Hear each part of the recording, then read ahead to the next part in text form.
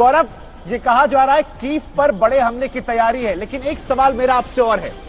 Studio में हमारे expert ये भी कह रहे हैं कि सारा पेच जो है वो जेलेंस्की को लेकर फंसा हुआ है।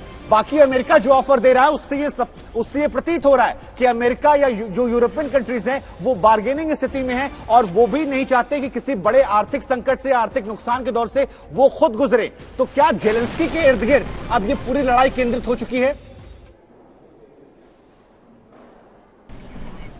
ये पहले दिन से सारी लड़ाई केवल राष्ट्रपति ज़ेलेंस्की को लेकर थी, क्योंकि राष्ट्रपति ज़ेलेंस्की ये इंसिस्ट कर रहे थे कि वो रूस के कहने पर नॉर्थ अटलांटिक ट्रीटी ऑर्गेनाइजेशन में जाने के अपने सपने को नहीं त्यागेंगे, वो यूरोपियन यूनियन के अपने सपने को नहीं त्यागेंगे। और इसीलिए जब राष्ट्रपति पुतिन ने हमला किया यूक्रेन पर, तो वो इसीलिए था कि राष्ट्रपति ज़ेलेंस्की की सत्ता को बदलना है और यूक्रेन को पूरी तरह से डीमिलिटराइज करना है, क्योंकि ये जो यूक्रेन की सेना है ये पिछले 8 वर्षों से नॉर्थ अटलांटिक ट्रीटी ऑर्गेनाइजेशन के देशों के साथ न केवल युद्धाभ्यास कर रही है बल्कि उन्हीं के हथियारों के साथ ऑपरेट भी कर रही है। तो इनकी जो ट्रेनिंग, टैक्टिक्स, माइंडसेट, ऑपरेशंस हैं, ये सब नेटो की तरह है, ये रूस के कहने पर काम नहीं करेंगे। इसीलिए 2 लक्ष्य को लेकर वो 9 दिन पहले निकले थे और इन 2 लक्ष्यों की प्राप्ति के लिए वो निरंतर काम कर रहे हैं, चाहे उन्हें भी काफी सेटबैक्स को झेलना पड़ा हो। इस समय जैसा आपने बिल्कुल सही बताया शुभांकर, कीव पर हमले की तैयारी हो रही है और कीव पर चौतरफा वार करने के लिए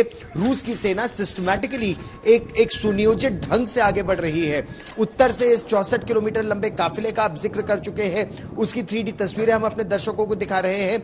उसको रोकने के लिए कीव में तैयारी ये है कि 3 क्रूशल फ्लाईओवर और ब्रिजेस जो इसके रास्ते में आएंगे कीव के पहुंचने से पहले, जरूरत पड़ने पर उनको ध्वस्त किया जा सकता है अंदर से ही, यानी उसके एडवांस को रोकने के लिए, क्योंकि एयरबोर्न ऑपरेशंस अभी बहुत सफल नहीं हो पाए हैं।